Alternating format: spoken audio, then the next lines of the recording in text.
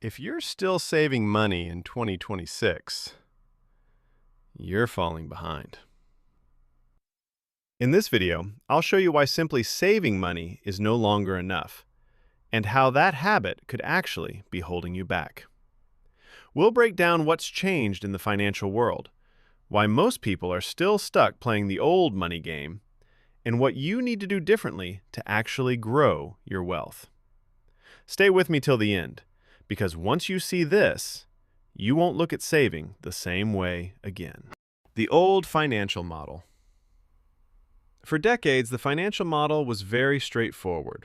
Earn a steady income, save consistently, and retire after 30 or 40 years. The priority was stability, not aggressive growth, because economic systems were slower and far more predictable than they are today. Most financial decisions revolved around banks, where capital was parked with the assumption that safety alone was sufficient. But this entire model was designed for a different era, one that no longer reflects the speed and complexity of today's economy.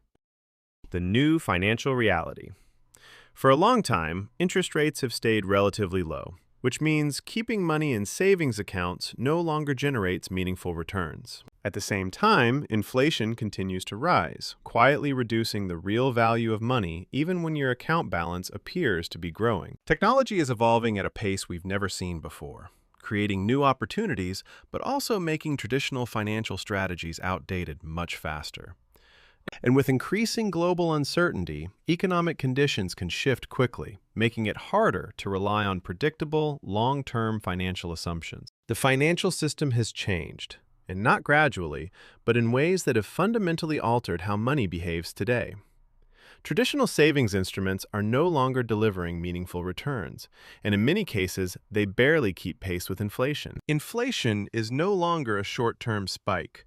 It's becoming a persistent force that continuously erodes the real value of money over time. The gap between income growth and rising living costs is widening, making it harder for individuals to maintain, let alone improve, their financial position.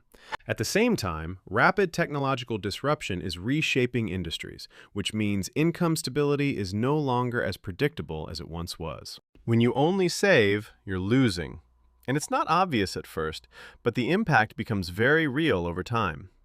The issue is that your money simply isn't keeping up with the pace of the economy, even if your savings balance looks stable on paper. In real terms, that money is gradually losing value year after year because inflation quietly eats into what it can actually buy. Banks, by design, prioritize safety over performance, which means they're increasingly falling behind in helping you grow your capital. And what often goes unnoticed is the opportunity cost, the returns you could have earned elsewhere, which compound into a significant gap over time. The numbers don't lie, and when you actually look at them, they clearly show that most people are losing money without realizing it. If you compare typical savings account returns to inflation, you'll notice that the gap consistently works against you year after year. What that means in practical terms is that your purchasing power keeps declining, even if your bank balance appears stable or slightly higher. The only way to counter this is by allocating capital into assets that have the potential to outpace inflation over time. The modern wealth-building strategy is no longer about how much you save, but how effectively you allocate and grow your capital. Instead of focusing only on saving, the emphasis now shifts to how you allocate your money across opportunities that can actually generate returns. The goal is to place capital into assets that have the potential to appreciate over time, rather than leaving it idle in low-yield environments. Relying on a single source of income is increasingly risky, which is why building multiple streams has become a core part of financial resilience. And ultimately, wealth is built over time through consistency and compounding, not through short-term decisions or quick gains. What the wealthy do differently isn't random. It's a set of consistent behaviors that shape how they grow and protect their money. Instead of letting money sit idle, they focus on assets that generate income, so their capital continues to work even when they're not actively working. They don't operate in isolation. They actively use knowledge, relationships, and networks to access better opportunities and make more informed decisions. A key difference is how they approach taxes, structuring their finances in a way that legally minimizes liabilities and preserves more of what they earn. And importantly, They think in terms of years and decades, allowing compounding to do the heavy lifting rather than chasing short-term results. Action steps to start growing your wealth. Now, let's translate all of this into practical steps you can actually apply to start growing your wealth. The first step is building a reliable emergency fund, because without that cushion, even small financial shocks can disrupt your entire plan. Once that base is covered, the next step is allocating your money across different assets so you're not relying on a single outcome. And ultimately, wealth is built by staying consistent over time, allowing compounding to do the heavy lifting in the background. Real wealth doesn't begin with saving more. It begins when your ability to generate income starts expanding over time.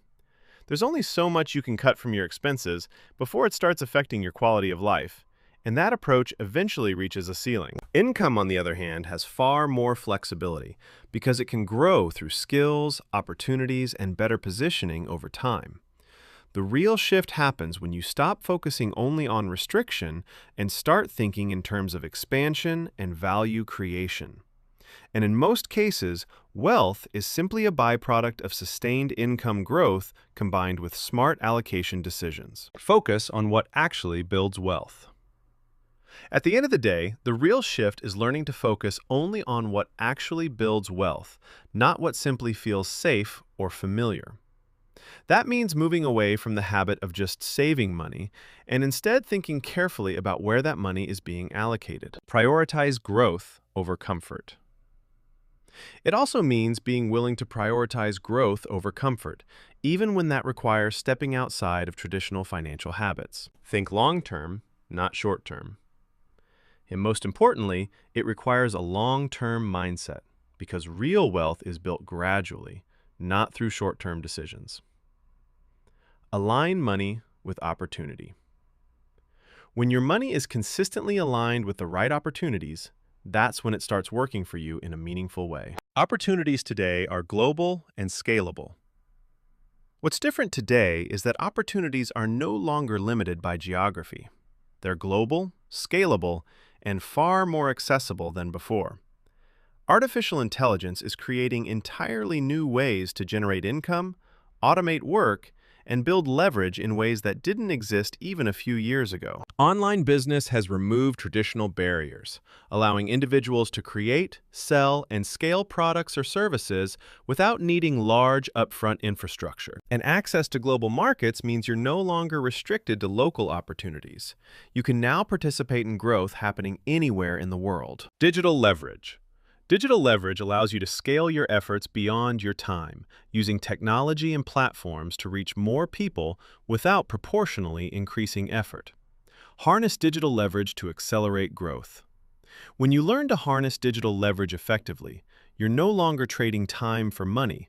You're building systems that can accelerate growth. Saving alone will not make you rich.